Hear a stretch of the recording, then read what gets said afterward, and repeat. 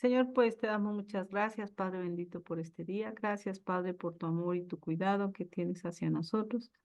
Te pedimos perdón por cualquier ofensa, Señor, y pues ayuda a que nuestras oraciones sean olor fragante a ti. Señor, te pedimos mucho por Miguel, Padre, que tú le des sabiduría y le des la gracia para poder pues transmitir todo lo que tú quieres mostrarnos, Señor, y que abra nuestros corazones y nuestras mentes y que entendamos tu mensaje este día, Dios. También te queremos pedir mucho por las elecciones, Señor, pues la verdad es impresionante como hay tantas cosas, Señor, tú haz un milagro, Padre. Tú permite esto para quebrantamiento de la gente, pero también danos la oportunidad de seguir pues viviendo con libertad de hablar del Evangelio, Señor. Especialmente por ese doctor, también te pido por el doctor Vázquez Escamilla, Señor, que lo vies al fin del mismo, se arrepiente y se entregue a ti. Gracias, Padre, por todo esto. Y te lo pedimos por Cristo Jesús y para tu gloria. Amén. Amén. Bien, pues empezamos a hablar el estudio pasado de la relación de Satanás respecto al hombre, ¿no? Como pues Dios, al caer Adán y Eva, el dominio del reino, el señorío del reino pasó a Satanás, lo tenía el hombre al someterse al diablo, prácticamente fue como su esclavo, él lo obtuvo, y entonces nosotros vemos cómo él gobiernan, gobierna precisamente este mundo incrédulo, y lo más importante es saber que en Jesús nosotros tenemos esa liberación, ¿no? Hablando de Jesús, Colosenses 1:13 dice, el cual nos ha librado de la potestad de las tinieblas y nos ha trasladado al reino de su amado Hijo. Entonces aquí nosotros vamos ahora a ver cómo el hombre caído vive precisamente bajo la potestad de este hombre, del príncipe de la potestad del aire. Dice Efesios 2:2, eso lo leímos la vez pasada al último, en los cuales anduvisteis en otro tiempo, siguiendo la corriente de este mundo, conforme al príncipe de la potestad del aire, el espíritu que ahora opera en los hijos de desobediencia. Entonces nosotros habíamos comentado que precisamente toda la filosofía del diablo está prácticamente rigiendo al mundo sin Dios. Cuando nosotros venimos a Cristo, el Espíritu Santo nos libera y nos permite vivir una vida diferente, pero tenemos que mantenernos ahí. Recuerden que Jesús decía en Juan 8:32, y conoceréis la verdad, y la verdad os hará libres. Así que si el Hijo os libertare, en el 36 seréis verdaderamente libres. Pero en el 34 dice, todo aquel que comete pecado, esclavo es del pecado. Y cuando nosotros cometemos pecado, básicamente es como si nos saliéramos de la protección de Dios hasta que nos arrepintamos y caemos bajo la influencia de Satanás. No tiene nada que ver con la salvación, sino meramente si uno deja de ser regido por Dios, automáticamente empieza a ser regido bajo los principios del diablo porque no hay otro. Recuerden que Jesús decía, el que no es conmigo, contra mí es. Y el que conmigo no recoge, desparrama.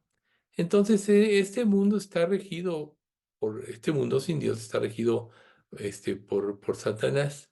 Y Dios quiere que precisamente se escape del lazo del diablo porque están cautivos a la voluntad de él.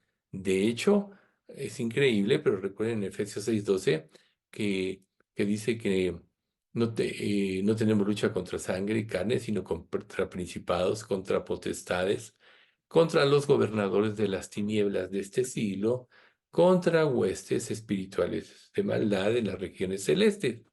Entonces, Satanás y sus ángeles caídos, que son los demonios, precisamente operan en este mundo y como es básicamente una esfera espiritual, es muy difícil que nosotros podamos conocer sus ardides, sus trampas, etcétera. Solo la palabra de Dios, o esto es siguiendo los pasos de Jesús, nosotros podemos salir adelante. Recuerden que conocer y no hacer de nada nos sirve, ¿no? Porque Santiago dice, si tú tienes fe, yo tengo obras, muéstrame tu fe sin obras y yo te mostraré por mis obras mi fe. Quiere decir que la fe siempre nos lleva a una dinámica de acción. Una persona que dice que tiene fe y no vive conforme a lo que Dios ha revelado, realmente es una falsa fe, no es fe.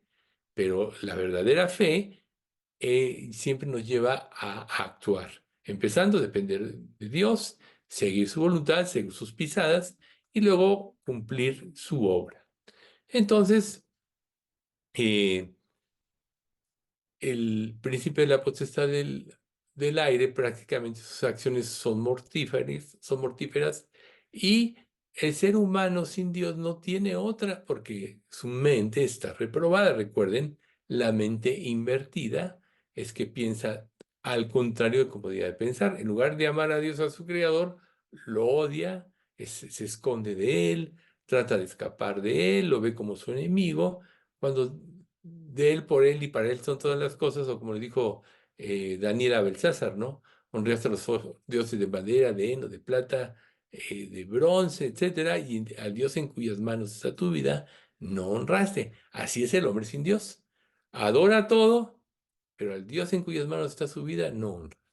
Entonces, nosotros, cuando venimos a Cristo, supuestamente escapamos del lazo de Satanás, pero podemos descuidar nuestra forma de vivir y vamos a volver a ser esclavizados por él.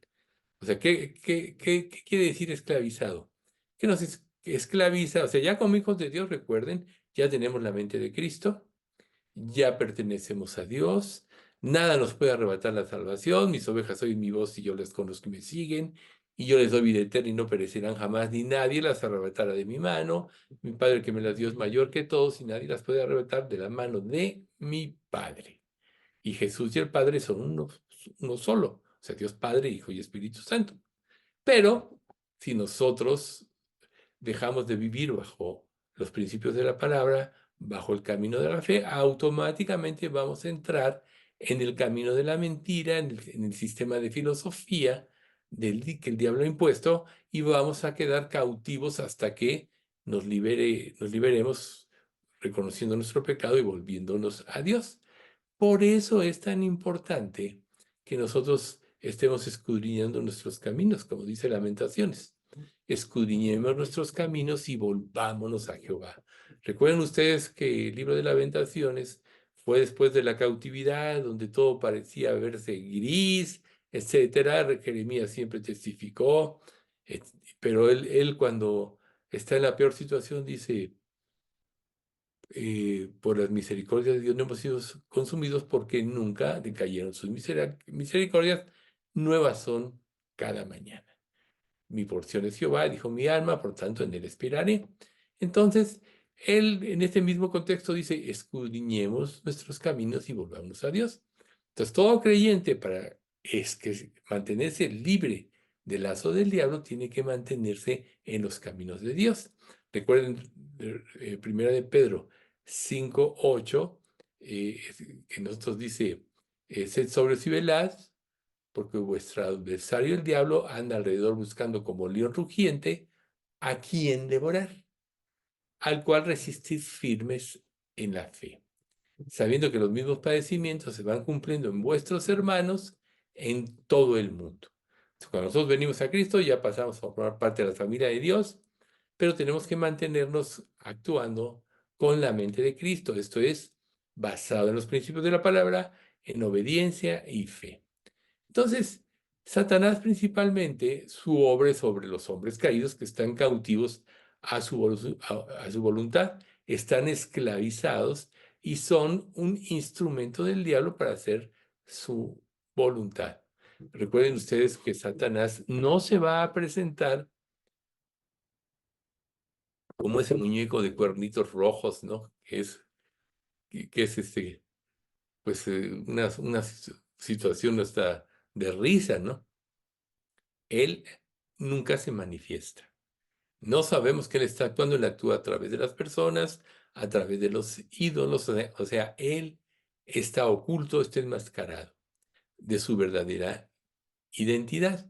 Segunda de Corintios 11, 14, 15 dice, y no es maravilla, porque el mismo Satanás se disfraza como ángel de luz. Así que no es extraño que también sus ministros se disfracen como ministros de justicia, cuyo fin será conforme a a su gloria. O sea, lejos de esconderse, se presenta como un salvador, como un ángel de luz. Entonces, no sabemos cómo actúa, no sabemos cómo piensa, no sabemos cómo se manifiesta en el ámbito espiritual. Recordemos ahorita el mencionado de Efesios 12, tenemos una lucha contra huestes espirituales de maldad, pero lo único que sí nos puede liberar es la palabra de Dios. ¿Por qué? Porque Satanás es un mentiroso. ¿Quién no se sabe este pasaje? Vosotros sois de vuestro padre el diablo y los deseos de vuestro padre queréis hacer. Él ha sido homicida desde el principio y no ha permanecido en la verdad, porque no hay verdad en él. Cuando habla mentira, de suyo habla porque es mentiroso y padre de mentira. O sea, es mentiroso. Por tanto, cuando caes bajo el ataque del diablo, es puras mentiras. ¿Y qué pasa con un creyente? O sea, ¿qué es lo que puede liberarlo? Pues primero de Juan dice, Dios es luz y no hay ninguna tinieblas en él. O sea, viviendo en la palabra, vivimos en la luz y en la luz se disipa la oscuridad. Nos salimos de la luz, automáticamente entramos en penumbras, entramos en tinieblas y entonces dejamos de discernir correctamente las cosas. Y claro que sí, vamos a caer bajo el lazo del diablo porque él nos quiere mantener cautivos. Recuerden que la salvación, Él ya nos perdió, pero no puede hacer nada porque la salvación no se pierde, como ahorita vimos en Juan, pero sí puede tratar de anular nuestro testimonio. Sí puede hacer que dudemos del amor de Dios, sí puede hacer que dejemos de trabajar para Cristo por ideas engañosas. Entonces, es también, una característica es que Él es experto en engañar. Satanás engaña. Dice Apocalipsis 12:9. Y fue lanzado fuera el gran dragón, la serpiente antigua que se llama Diablo y Satanás, el cual engaña al mundo entero. Fue arrojada a la tierra y sus ángeles fueron arrojados con él. Entonces aquí el punto es, engaña al mundo entero. ¿A qué mundo? Al mundo incrédulo, pero también al creyente inconstante. Recuerden que cuando se manifieste el hombre de pecado, el hijo de perdición, engañará, si fuere posible, aún a los escogidos. ¿Ven? O sea, una persona que no viva, que su vida no esté regida por la palabra, forzosamente puede caer en uno de sus trampas. Él tiene todo tipo de mentiras para todo tipo de pensamiento, para todo tipo de nacionalidad, de condición social y de sistema de pensamiento. Todo lo maneja. Lo único que nos puede liberar es la verdad. Y conoceréis la verdad, y la verdad os hará libres. Por tanto, para no caer en el engaño del diablo, tenemos que no nada más conocer, sino vivir la palabra. No nada más conocer, sino seguir las pisadas de Jesús. También Satanás ciega a los hombres caídos para que no vean la verdad, ¿sí? O sea, si no fuera de esa manera, se convertirían más gentes. Pero dice 1 Corintios 4:4, en los cuales el Dios de este siglo cegó el entendimiento de los incrédulos, para que no les resplandezca la luz del Evangelio de la gloria de Cristo, el cual es la imagen de Dios. Cegó el entendimiento de los incrédulos. ¿Ven? O sea, están ciegos, caminan por donde no saben, ¿no? Y recuerden lo que Jesús decía, si un ciego guía a otro ciego, hablando de un falso ministro, ambos tropezarán y caerán al hoyo, ¿no? Otra especialidad de Satanás también es que él es el tentador. O sea, nosotros como creyentes vivimos en constantes tentaciones porque estamos siendo bombardeados por todos los medios para ir al pecado. En Mateo 4:3 dice, y vino a él el tentador y le dijo, eso es a Jesús, Si eres hijo de Dios, di que estas piedras se conviertan en pan. El diablo aún conoce las Escrituras y va a tratar de que tú no disiernas correctamente el sentido justo o el sentido correcto de las Escrituras. ¿Y por qué podrías dejar de discernir? Por no vivir, por no obedecer, por no creer. Entonces, él trata de distraernos, trata de engañarnos, y cuando estamos débiles es cuando entra la tentación. Recuerden que dice, eh, se me fue ese pasaje, bueno, ya me acuerdo, sí, sí, dice que el pecado trae eh, la tentación y el hecho consumado, la muerte. Creo que está en Pedro.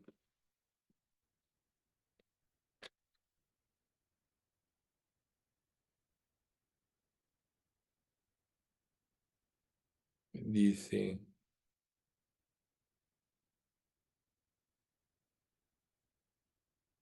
no, bueno, ahorita me acuerdo.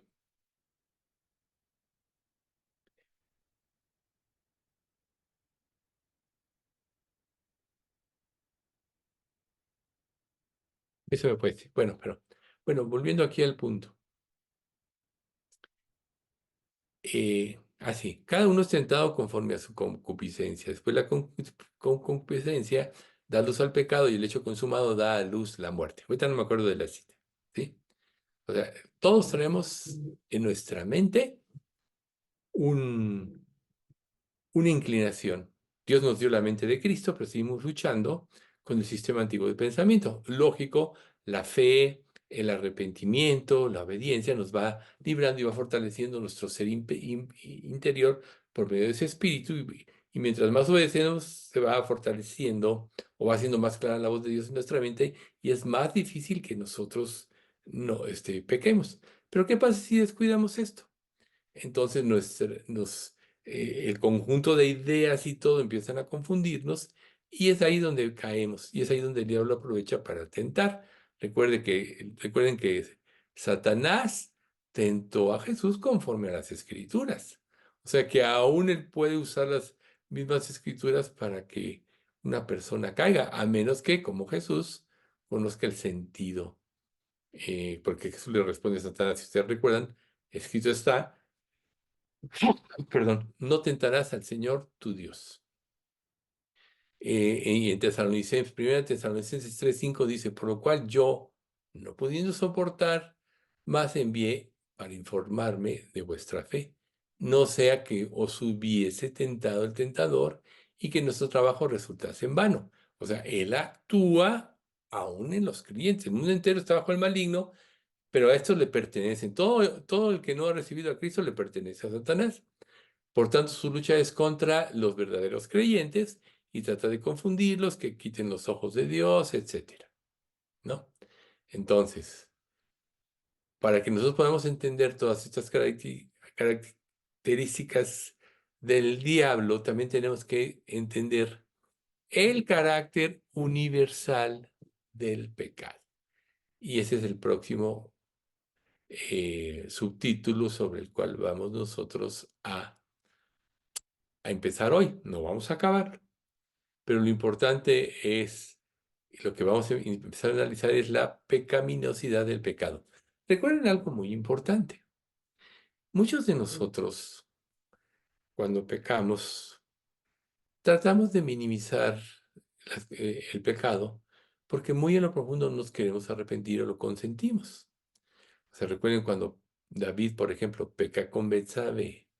Pasó un tiempo aproximadamente de 2 años de que vino la violación, se murió el niño, mandó matar a Urías el Eteo, etc.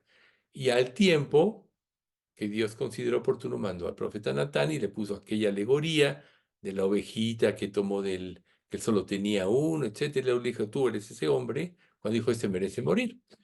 Entonces, a veces el mismo pecado está velado porque nosotros no lo queremos. En un sentido, no vemos la magnitud del pecado. El Salmo 51, el Salmo 32 son una evidencia de ese arrepentimiento de David y nos da muestra que algo muy importante que es donde vamos a empezar. Contra ti, solo yo he pecado. O sea, el pecado siempre es contra Dios. El pecado es producto, lo heredamos de la rebelión que tuvo Adán y nos impidió tener el entendimiento correcto de la naturaleza o carácter del pecado. Pero si nosotros estudiamos las manifestaciones, como vamos a empezar a ver, y los atributos del pecado, entonces, que revelan las escrituras, podemos descubrir y salirnos precisamente de cualquier trampa, pero además podríamos ayudar a muchas personas aún a la conversión, ¿sí? Porque cuando tú le dices a una persona, por ejemplo, estás testificando, arrepiéntete, y nosotros ya hemos comentado que tenemos que hacer ver a la persona que el primer pecado es que es contra Dios, no es la mentirita, cualquier pecado es contra Dios. Y, y Dios, que es un juez perfecto, que tiene una moral perfecta, pues él es el primero que ofendemos y prácticamente por eso es que Él va a actuar en el infierno dando una condenación eterna. Pero no es algo impersonal, no es nada más peque y ya, sino que va en contra de Dios. O sea, podríamos definirlo de esta manera. El pecado es un crimen contra la persona de Dios. Entonces nosotros necesitamos en este estudio definir varios términos que nos van a ayudar a entender la magnitud del pecado. Primero, tenemos que entender cómo manifiesta la Biblia la pecaminosidad o la maldad del pecado. Recuerden que vivimos en un mundo religioso, hay más de 20.000 religiones, 10.000, quién sabe cuántas, y muchos adoran en las iglesias, pero no toman conciencia de la naturaleza atroz del pecado. O sea, acuérdense del ejemplo que ponía Ray Comfort. Si tú te subes a un avión y te dice, ponte este paracaídas, no, ¿para qué me lo pongo? Solo me voy a sentir incómodo. Pero si le dices a la persona, no, es que el avión se va a caer. Si le crees a la persona, entonces te vas a poner el paracaídas y vas a estar listo. Así es la convicción de pecado. Si tú tratas a la ligera el pecado, la gente no va a tener una convicción que lo lleve al arrepentimiento. Y si lo tratas a la ligera es porque tú también lo estás tratando a la ligera. Recuerde que todo lo que hacemos es contra Dios primeramente. Si no somos honestos con una persona es que resultado de que no somos honestos de Dios. Si tratamos con ligereza el pecado, es que no estamos viendo la naturaleza atroz del pecado y nosotros tenemos que concientizar el efecto temible de las consecuencias del pecado. ¿Cuál es? Empezó con Adán y Eva. Hoy enfermamos, hoy morimos, hoy sufrimos a consecuencia del pecado. Entonces, aquí, cuando nosotros entendemos lo grave del pecado es cuando podemos apreciar la salvación de Cristo y ya sabemos que de ello depende. Entonces, volviendo a enfatizar, el pecado siempre es primeramente en contra de Dios. El pecado es una ofensa a su persona, porque Dios es santo. Imagínate que tú, por ejemplo, trabajes haciendo una organización de algo, ahí hagas un manual, pasaste día y noche viendo todos los posibles, las posibles anomalías que puede haber, pusiste un orden de acción y todo eso. Y haces este manual para que opere en un grupo de personas que van a trabajar en una empresa, etcétera. ¿Y qué pasa si estas personas ni siquiera lo leen o no lo obedecen? Yo creo que tú, como dueño de la empresa, o como la persona que elabora esto, te enojarías con ese tipo de personas y hasta las despedirías. Ahora imagínese un Dios que creó todas las cosas, que es un Dios santo, que nos dio prácticamente el manual de operación del hombre, que es la palabra de Dios. Cuando nosotros lo tomamos en poco, esto es cuando tomamos en poco las advertencias de la palabra o la gravedad del pecado, es como si pusiéramos un puño en contra de Dios que reina sobre todas las cosas. Es como si le diéramos un golpe a toda su integridad y todo eso. Claro, no lo podemos hacer porque Él es completo en sí mismo, pero es lo importante es aquí para nosotros ver cómo realmente estamos ofendiendo a Dios. Entonces, el siguiente paso es el pecado contra el prójimo.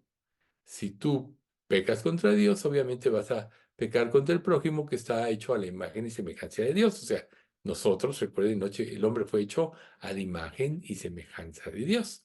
Entonces, pecar contra Dios o pecar contra el prójimo prácticamente es una ofensa a Dios. Pero también recuerden que Jesús dijo que el primer mandamiento es amarás a Dios por sobre todas las cosas, etcétera, y el segundo es semejante, amarás a tu prójimo como a ti mismo. Vean cómo las dos cosas están totalmente ligadas. O sea, amar a Dios te va a llevar a amar a tu prójimo. Por ejemplo, en 1 de Juan, capítulo 5, dice, nosotros sabemos que amamos a Dios, a los hijos de Dios, cuando amamos a Dios y guardamos sus mandamientos. ¿Ven? O sea, si nosotros no amamos a Dios, no podemos amar a los hijos de Dios. Por eso una persona que no ama no conoce a Dios, porque Dios es amor, según dice la Escritura. Entonces nosotros tenemos que pensar que de la misma manera el pecado es contra Dios y va a afectar al prójimo, para no decir que empieza por afectarte a ti mismo. Si tú tomas a la ligera el pecado y dices, hay una pequeña mentirita. A lo mejor esta pequeña mentirita tú ni le das importancia porque dices, hay una mentira piadosa, pero eso afecta a tu ser, afecta a tu concepción de la justicia. Por eso es que Dios quiere que estemos alertas, llenos del Espíritu Santo para detectar cualquier pecado y confesarlo inmediatamente. A un indicio, porque ya desde que el pecado se concibe en la mente, que va de acuerdo al pasaje que les había dicho hace rato, en la mente es donde se concibe primero. Luego empieza a trabajar en la mente hasta que empieza a tomar control de la vida y el hecho consumado da luz la muerte, pero el pecado se originó desde que tú pensaste.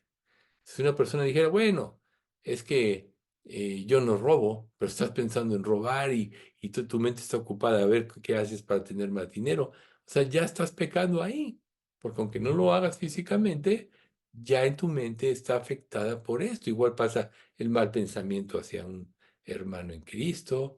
Recuerden que hay un pasaje en la Biblia que dice, no hierran los que piensan el mal, misericordia y verdad alcanzarán los que piensan el bien. ¿Ven ustedes? Es fácil pensar el mal. En una situación que pasó hoy, aquí donde yo vivo, eh, respecto a un trabajo que estaba haciendo un trabajador, llegaron unos policías diciendo, pues hay que pedir permiso al municipio, etcétera. Pero el vecino le advirtió a la persona que trabajaba, oye, hay que pedir un permiso. Y cuando yo llegué ya después, dice esta persona, es que este señor seguro le habló a la patrulla. No, le dije, él ya nos había advertido y te advirtió, ¿cómo él le va a hablar a la patrulla para que venga? O sea, ese situación de pensar mal. Dije, lo más probable es que más bien fue el policía que está aquí quien dio parte de que estamos haciendo un trabajito en la banqueta. ¿Ven ustedes? Pero pensar mal muchas veces es natural. Y un proverbio dice, no hierran los que piensan el mal. ¿Por qué piensas mal de otros? Pues porque que otros piensen mal de ti, pues porque tú piensas mal de otros.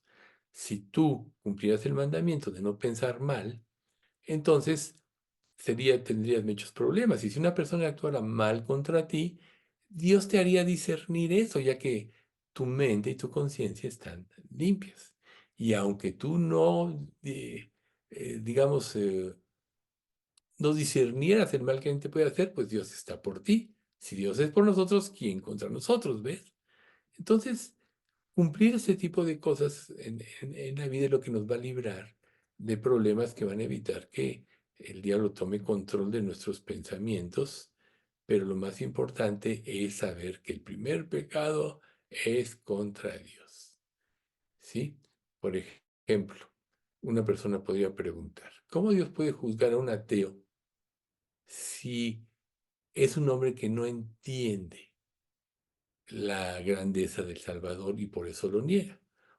o no le rinde ningún homenaje o ninguna sumisión.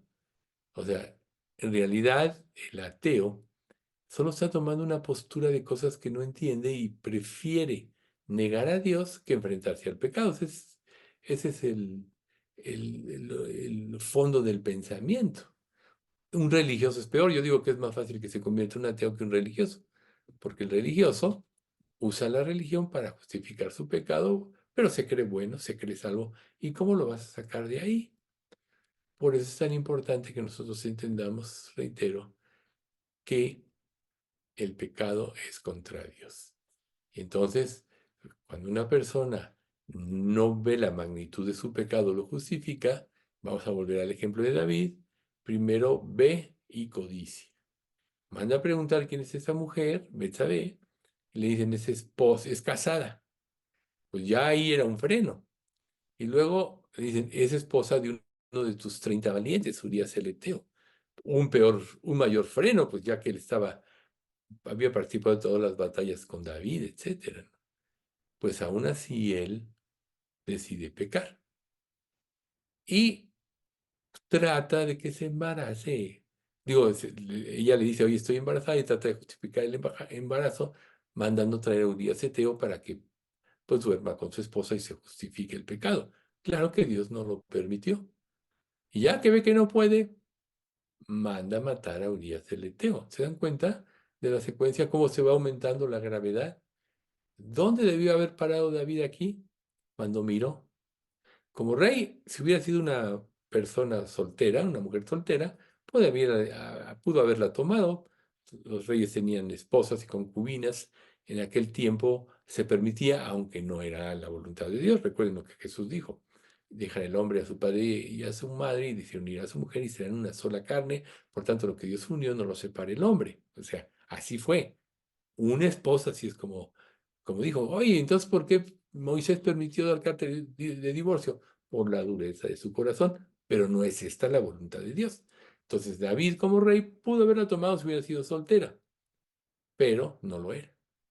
Y entonces el pecado empezó a avanzar y no lo frenó porque no se arrepintió.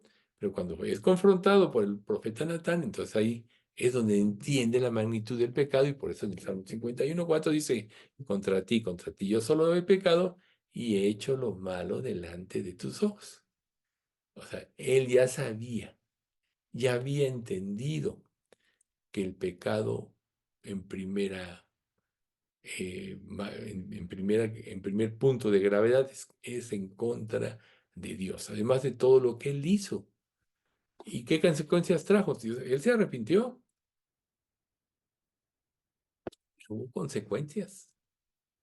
Después un hijo viola a su hija, el otro mata a ese hijo, luego le quiere arrebatar el reino a David, luego otro hijo le quiere tomar el reino a la fuerza, y es cuando ya hace rey a Salomón.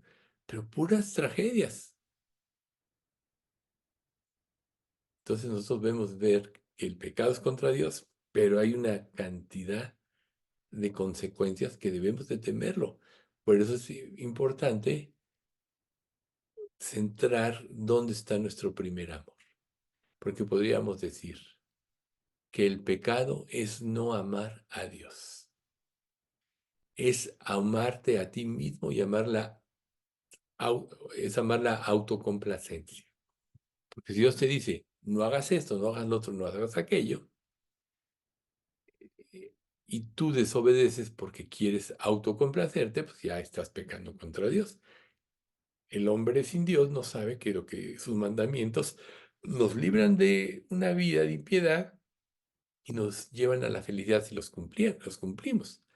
Por eso cuando venimos a Cristo cumplimos la ley y podemos ser felices, que no, la felicidad, recuerden, no es cuántas cosas tienes, cuánto éxito tienes, sino es tener una relación íntima y estrecha con Dios, con tu Creador.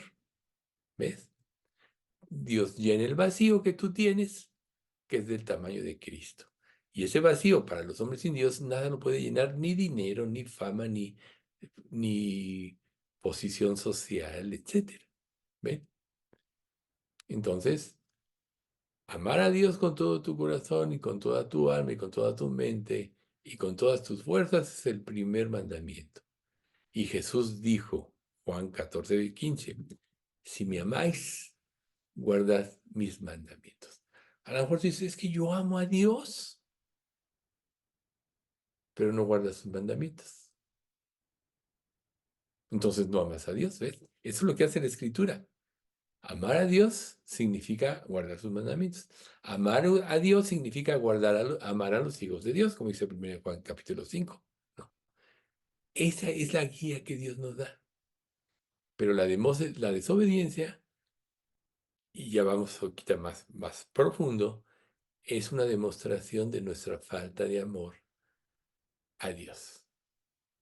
Por eso es que cuando el apóstol Pablo quería demostrar la depravidad o la depravación de la humanidad, en el libro de Romanos, que es un libro maravilloso, él tasa a los hombres como aborrecedores de Dios.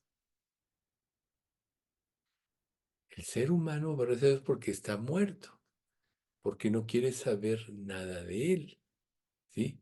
Entonces, hasta que no entiende que contra quien lo creó es el más grave pecado, no se va a arrepentir verdaderamente. Por ejemplo, en Hebreos 10:28, el que viola la ley de Moisés por el testimonio de dos o de tres testigos muere irremisiblemente, tan solo por violar la ley. Pero hay un peor pecado que violar la ley, que es el 29. ¿Cuánto mayor castigo pensáis que merecerá el que pisoteare al Hijo de Dios y tuviere por inmunda la sangre del pacto en la cual fue santificado e hiciera frente al Espíritu de gracia? O sea, amar a Dios es lo más importante. Y dice, el que me ama guardará mi palabra, el que ama a Dios va a amar a Cristo, por eso podemos ir a Él. El que ama a Dios va a obedecer. El que no ama va a estar lleno de rebeldía. Porque yo, porque a mí no, porque esto. Fíjense, qué cosa tan curiosa. Israel, Egipto representa la antigua vida. Un pequeño adelantito de la Pascua. Representa la vida sin Dios, la vida de incredulidad. Cuando Dios libera a Israel, el paso después de ver todas las maravillas que Dios hizo de las plagas, todo, entran a la tierra prometida. Pero ellos no le creen a Dios. Oye, ¿por qué no hay agua? ¿Por qué nos matas de sed? Danos carne. En esos 40 años, que podríamos decir que esos 40 años es la transición al reino, que podríamos decir que es nuestra vida, el reino, cuando Josué mete a Israel a la tierra prometida, es prácticamente, ya es como cuando nosotros vamos al cielo.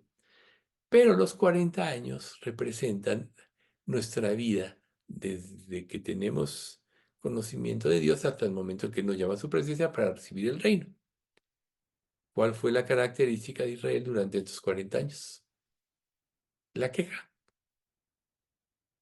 Póngase a pensar, la queja. Entonces tú a lo mejor deberías analizarte como creyente, ¿no? O sea, ¿cómo está mi vida con Dios? Porque si ustedes se dan cuenta, esta generación no fue la que entró en la tierra prometida, sino los hijos de ellos, ¿sí?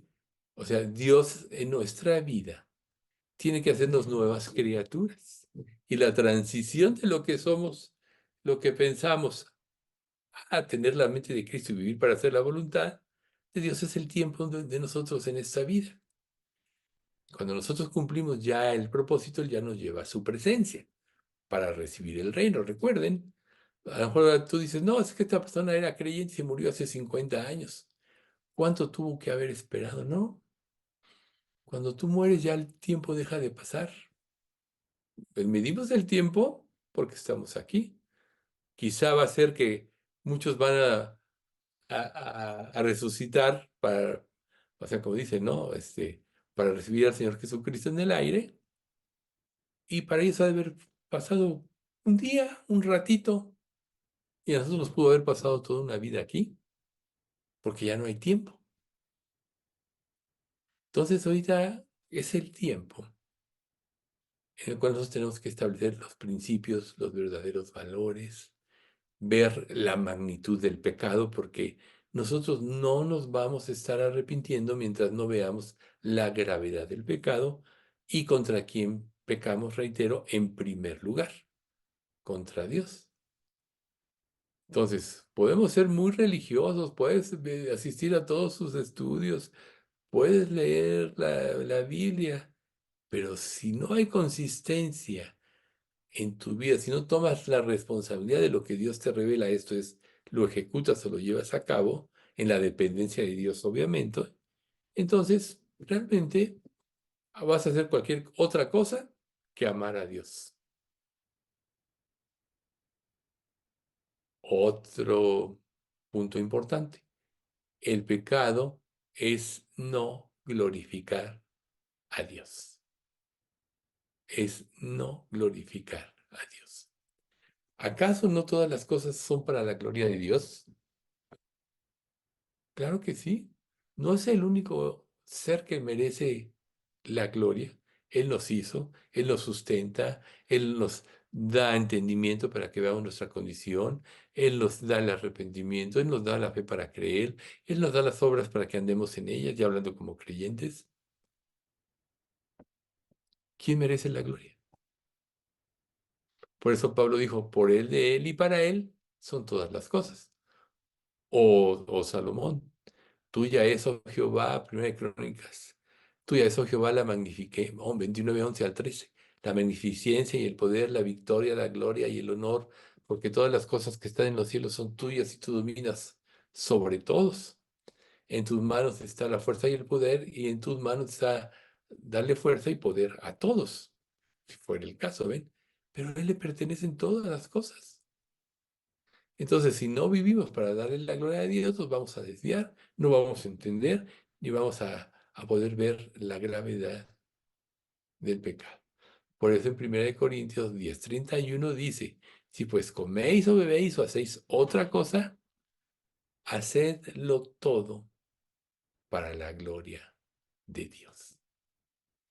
Entonces, quizá debas de preguntarte,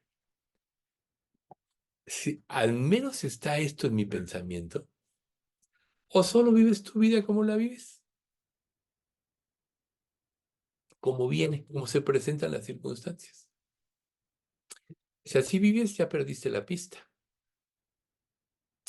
¿Qué te mueve o qué te puede llevar a vivir para darle la gloria a Dios? La gratitud. Y la gratitud va a venir cuando tomas conciencia de que todo se lo debemos a Él, por Él, de Él y para Él son todas las cosas. ¿Y cómo vas a tomar conciencia si vives para ti mismo? Por eso es que una de las cosas en donde más tenemos que trabajar a partir de la conversión es glorificarlo a Él. Y eso nos va a ayudar mucho a quitar los ojos de nosotros mismos, a no caer en las vanidades ilusorias que no aprovechan ni libran porque son vanidades. ¿Ven ustedes? Entonces, el ser humano va a glorificar a Dios cuando reconozca o estime la supremacía y el valor de Dios por sobre todas las cosas. Entonces se va a gozar y se va a satisfacer en Él. Cuando vive en la presencia de Él, con la reverencia correcta, adecuada, recuerden, hacen agradecido tu nombre y tu palabra por sobre todas las cosas. El temor a Dios es reverenciar esto. Si hacen agradecido tu nombre y tu palabra por sobre todas las cosas, quiere decir que la palabra es vital, porque nos revela a Dios, nos revela su carácter. Y cuando nosotros vamos viendo la grandeza de Dios, vamos odiando el mundo. un ejemplo que yo solía poner mucho, hace mucho que no lo pongo, pero yo creo que es muy ilustrativo. Si Cristo brilla en tu vida, el mundo se opaca. Si el mundo brilla, Cristo se opaca. Entonces, ¿qué tanto está brillando Él en ti? Él es el lucero de la mañana, ¿sí? Recuerden, ninguna de las profecías de la Escritura es de interpretación privada, porque nunca la profecía fue traída por voluntad humana, no es el anterior. Es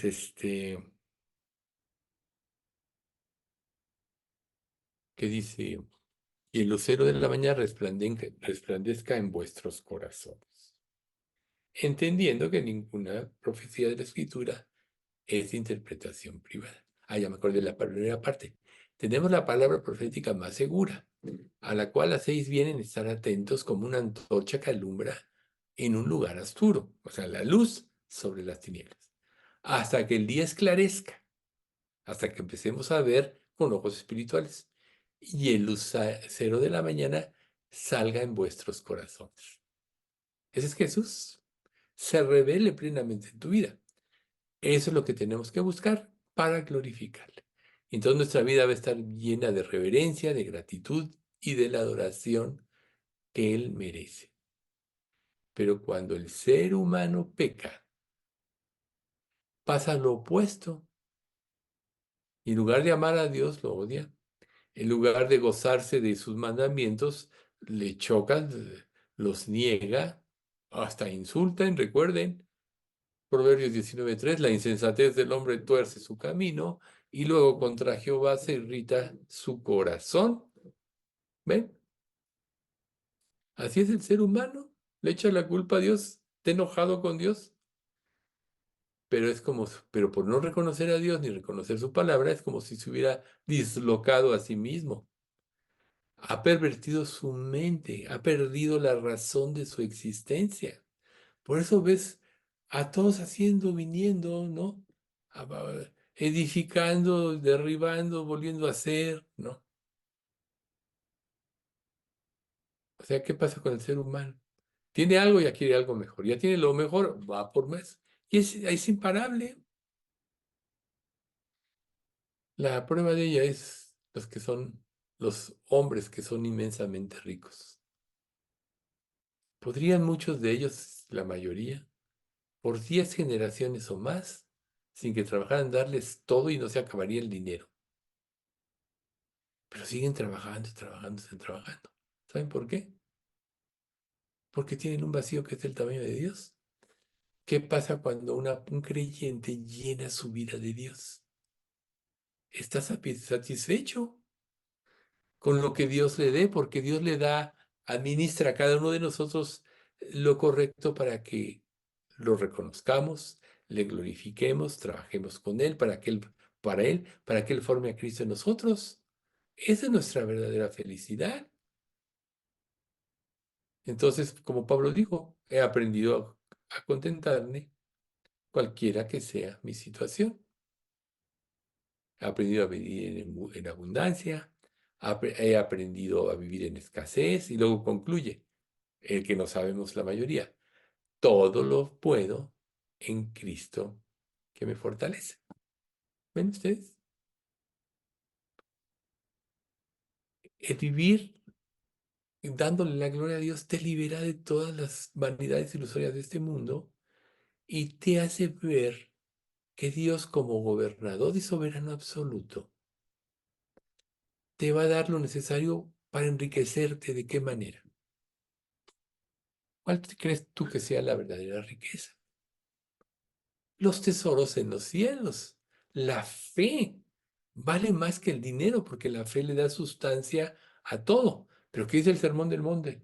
No os hagáis tesoros en la tierra donde la polilla y el orín corrompen y donde ladrones minan y hurtan, sino haceos tesoros en los cielos, donde ni la polilla ni el orín corrompen y donde ladrones no minan ni hurtan. porque donde esté vuestro tesoro, ahí estará también vuestro corazón. ¿Dónde está tu tesoro? Sabemos que las cosas de esta vida son muy fuertes y nos jalan, porque Dios nos llamó a vivir una vida espiritual y nosotros tenemos un cuerpo físico que tiene necesidades, que tiene una mente condicionada para deseos falsos de felicidad, ¿no? Pero cuando la mente de Cristo va rigiendo tu vida, va a ser la historia como Marta y María, ¿no? Marta, Marta, Marta, afanada y turbada estás con muchas cosas, pero solo una cosa es necesaria. Y María ha escogido la buena parte, la cual no le será quitada. Sí va a haber niveles en el reino de los cielos, sí va a haber reyes, va a haber gobernadores, etcétera. Pero todo va a suceder de acuerdo a lo que hicimos por amor a Cristo en esta vida. ¿No es mejor trabajar para la eternidad que para lo temporal? ¿No dice Pedro que la tierra y las obras que en ella hay serán desechas por el fuego? Y si eso va a ser así, ¿cómo no debemos aprender a vivir en santa y piadosa forma? ¿Vas a dar tu vida por lo perecedero, que además no te va a dar la satisfacción que crees que debería darte? La cuestión es que el pecador ha reemplazado a Dios consigo mismo. Él se ha puesto como Dios. Esa es la historia del hombre de esta época. Y la voluntad de Dios por la autodeterminación. Así, ¿has oído decir yo decreto, yo hago esto? Esa es la autodeterminación. ¿Y Dios? La voluntad de Dios, que es buena, agradable y perfecta. Por eso Pablo escribió, para terminar esta parte. Pues habiendo conocido a Dios, no le glorificaron como a Dios. Y cambiaron la verdad de Dios por la mentira, honrando y dando culto a las criaturas antes que al Creador, el cual es bendito por los siglos. Amén. Romanos 1, 21 y 25. Entonces, no le glorificaron como a Dios. Claro, aquí habla de la humanidad. Pero imagínate tú que te dices creyente, que no vivas para glorificar a Dios. ¿Perdiste el sentido de tu vida? Acuérdense que al principio decíamos que una de las características en el cielo, por lo que todos vamos a tener, no va a haber envidia ni nada de eso, porque todos vamos a tener en común que todo se lo debemos a Dios. Entonces, ¿de qué vas a presumir? ¿De qué vas a tener envidia si todo se lo debes a Él? Si concientizas esto para tu vida y todo le debes a Dios, y sabes que Él es un perfecto administrador, tanto que gobierna el universo, conoce a cada estrella por su nombre, etcétera. Nunca hay una hoja sin que este, Dios lo permita. No muere un pajarillo sin que Dios lo permita, etcétera. Todos vuestros cabellos están contados. Esa es mi esperanza. Bueno, imagínense ustedes si no creemos en la soberanía de Dios y que Él tiene el control de todo esto. Entonces, las raíces del pecado se profundizan más de lo que se ve en la superficie. Por eso Satanás quiere mantenernos llevando una vida superficial, porque ahí se anula nuestro testimonio, nuestro cargo por las almas perdidas, nuestro deseo de obedecer a Dios y de seguirle, y lo más importante que ahorita vimos, nos impide o nos frustra o nos impide glorificarlo. Y debemos de vivir para la gloria de Dios. Si cada día pensamos, Señor, ¿en qué te puedo glorificar dentro de tu oración matutina?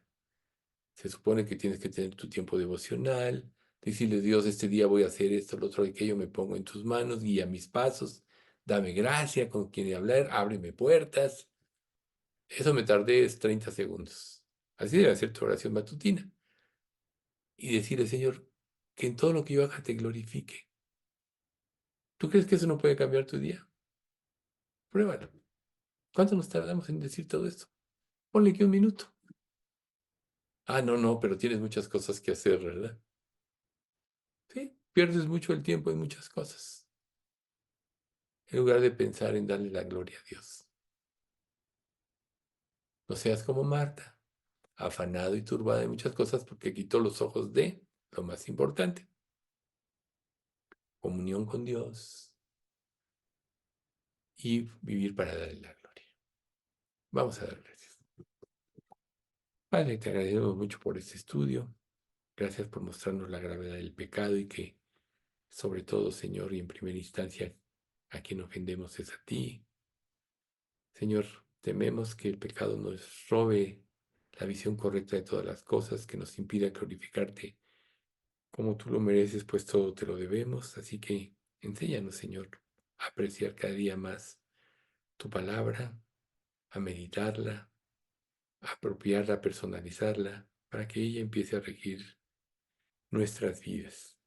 Queremos ser obedientes en todo como lo fue Jesús, quien vivió además de todo para glorificar a Dios Padre.